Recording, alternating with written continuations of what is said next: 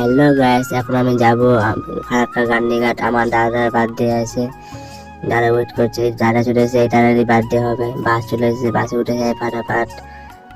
ওই কত ভিড়, কত গাইস দেখো বন্ধুরা।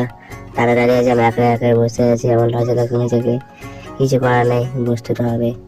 বাসটা নেমে গেলাম, এখন যাবো গান্ধীঘাট। টোটো ধরলাম, টোটো ধরা হয়ে গেছে। দেখো কত সুন্দর ভিউ, রাস্তা দারুণ আছে। এখানে সব ছেলে পেলে ছবি তুলে বন্ধুগুলো। দেখো এখানে গান্ধীজির ছবি, এখানে আমি বসলাম। দেখো কেমন লাগছে আমাকে। এই জায়গাটা সবাই ফারাক্কা আসলে, গান্ধীঘাট আসলে এই জায়গায় ছবি তুলে। আমি নেমে তোমার দৃশ্য দেখো, সামনে একটা জাহাজ দাঁড়িয়ে আছে।